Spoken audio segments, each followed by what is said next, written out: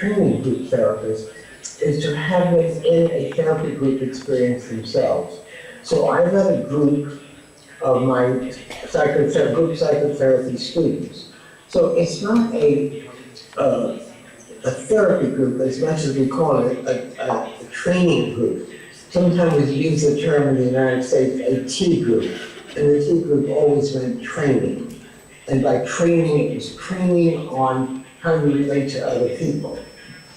And one of the most important facets of this is that the group leader, and now I'm really focusing on that question that was asked me, the group leader has to learn how to focus on what we call the here and now.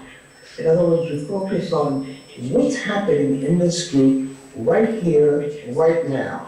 We're not focusing on the past history of the patients in the group. And we're not even focusing so much on what's going on in the outside lives of people. We are focusing on how these 8 people are relating to one another. Now, some critics might ask, well, that doesn't make any sense. These people have important problems with outside relationships, with their boss, or with their wife, or with their husband, or with their friends. But the idea is that the group becomes, I'll use a word that I hope translates well, a social microcosm. In other words, if you can understand everything that goes on between yourself and everyone else in the group, you will understand what's happening with all the people outside your group. There's a carryover. So I work in the here and now. I do the same thing in individual therapy. I hardly ever have an individual meeting that goes by without taking the time to ask the patient, how are you and I doing in this session? How are we relating? Do you feel that we're working well together? Do you feel close to me? Were you closer at the beginning of the session or now? I just focus on what's happening right now in the group and the couples me and the patient. So the same thing is true for me in in group work, couples work too, and in individual therapy. I want to focus on the here and now. So the question was, what's the most important characteristic when I train students in group therapy? I'm going to answer that with the therapist's ability to focus on the here and now, on process we call it. What is happening in the process now between me and the other people surrounding me? I could talk about groups a great deal. In fact, I've written a textbook on group therapy. I do not know what's translated into Turkish. It is. Okay. It's called the group theory and practice of group therapy. I wrote that book after my time at Stanford, after I was there for about 7 years. And that was the first edition. It's gone through 5 editions. And this whole year, now, I'm spending the whole year writing 6th edition with a colleague. So it's my major job this year. It'll take a whole year because the last edition is 12 years old now, and it's a lot of group research that we want to update the book. Okay. Good. Thank you. Let's move. Can I ask a little bit about the question I just asked? How are we doing? Am I answering with ways that are of interest to you? I'm getting some signal from the audience because I'm seeing people walk out of the audience. I'm wondering, am I not speaking things properly? And there's someone leaving just at this moment. So I'm wondering, am I talking in ways that aren't what the audience expected me to? Can I get some feedback from you?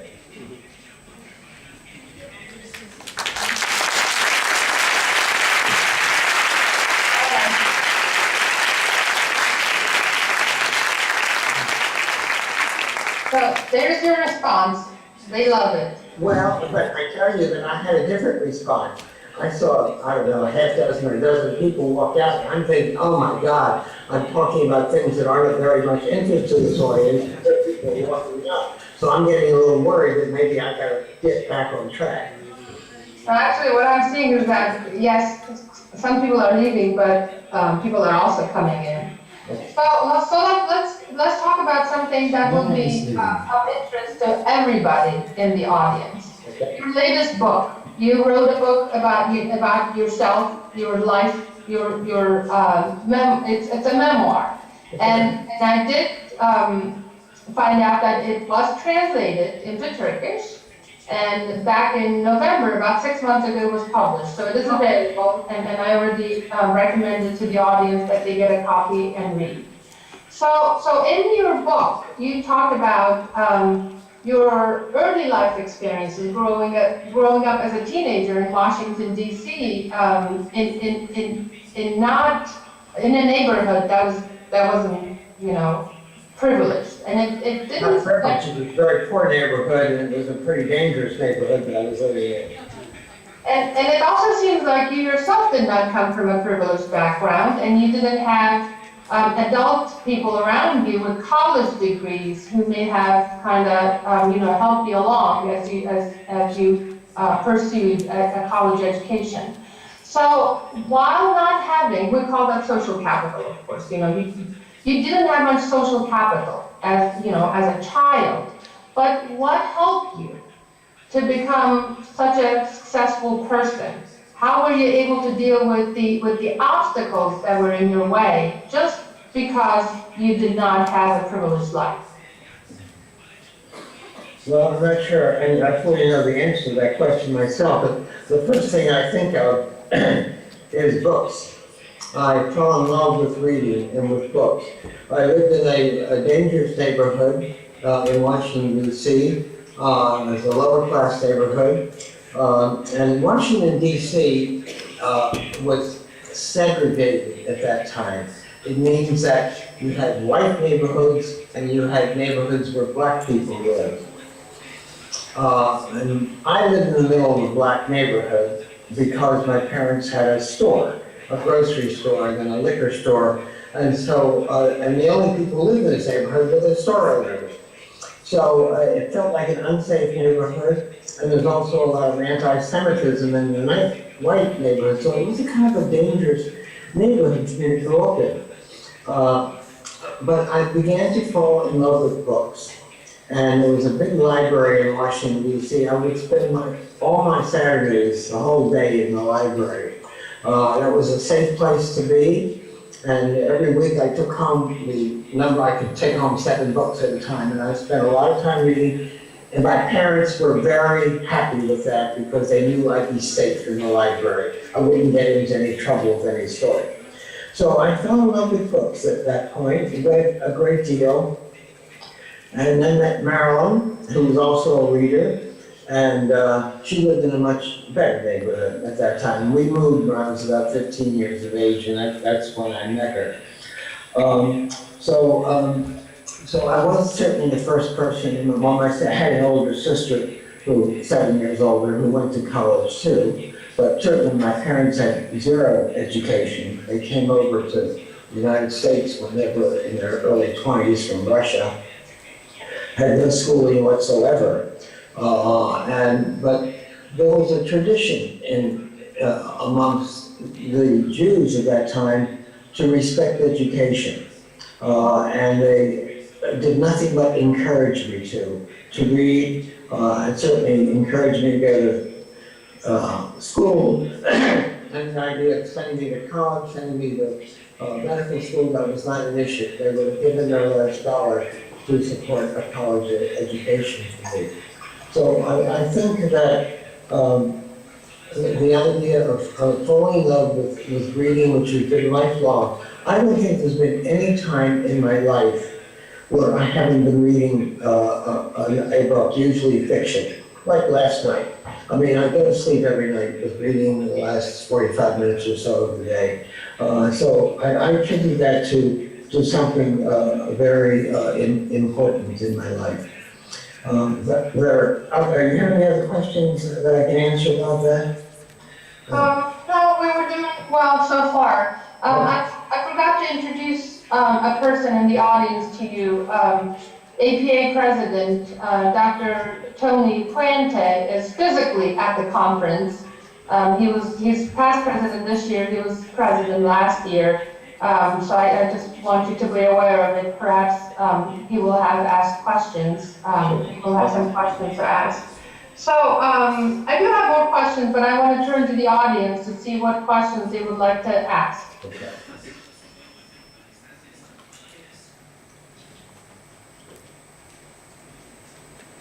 Şakir Bey, Şimdi soru sormak isteyen varsa mikrofonu... Deponta'ya veriyorum.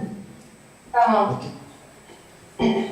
Dr. Fuente is asking a question. Dr. Yalom. All right. Hello, Dr. Yalom. Thank you for being with us from so far away. Oh, thank you. I have a question that really is reflected from my own experiences in trying to write the biography of my own mentor, Roger Sperry, who did not feel that his biography was worth writing, that his research and his ideas were more important. What lessons can you give the audience, especially the very young people in the audience? And by the way, the people that were leaving Dr. Yalom were students that had responsibilities with the conference, so had nothing to do with you. I wondered if that was a possibility. I was soothing myself in that way. And they were very disappointed. So what lessons do you have for all of us? That's very kind of you to reassure me. I appreciate that. You're welcome. So what kinds of lessons can you provide for us, especially the young members of the audience? How do you start from where you started, and here in your late mid-80s, you're still searching and discovering? What drives you, and what lessons can you give us? Well, that's a very deep question in a sense. I'll continue with what I was saying before about reading. I fell in love with writing. I began to write poetry, terrible poetry, when I was a teenager. And I always wanted to write, and that was one important part of me. I knew that there was a writer in me. And so when I became a professional, I wanted to succeed at Stanford University. In American universities, teaching universities, when people join the faculty, if they want to stay at that university and get what we call, you get tenure. And in other words, you become, you have a lifetime commitment at university. There's only one way to do that, in which you have to publish and do research. There's an old saying amongst university academics is publish or perish. I hope that's translated well. So in other words, so my first few years at Stanford, I did what people expect to do. I did a lot of research, and all that research was on group therapy. That was I was specializing in. But the writing came very easy to me. Somehow, even when I was a medical student, I started to write. As I spent time with a group of people who were peeping toms, voyeurs. My first article was about voyeurism, and that was published in the American Psychiatric Association Journal. But at the same time, I thought that I could start off that article by talking about the historical, legendary first voyeur. We call it a peeping Tom in English. So it's a story of Lady Godiva and the peeping Tom who was not supposed to look at her because she had to ride down her town naked on a horse, on a white horse, in order for the taxes to be reduced for the town people. Peeping Tom stared at her and was struck blind. It's an old legend back in the 15th century. But so I put that into my story, and I somehow combined writing along with my psychiatric research. And then after these 7 years, I wrote a textbook about group therapy. I loved writing, and I began to write a lot of stories in that textbook. Maybe 20 or 30 little stories in there. Sometimes they're just a paragraph, sometimes they're 2 or 3 pages. A lot of students have told me that they really liked that group therapy textbook because they could put up with all the uninteresting research because they knew that a new story would be coming along in the next few pages. And then finally, after I did that research, I began thinking, well, I think I'd like to try to put the writing first. And then I began writing a book of stories about psychotherapy. I called it Love's Executioner. I think it's out in Turkish. Most of my books are out in Turkish. And that book was immediately very successful. It's out in 35 languages. And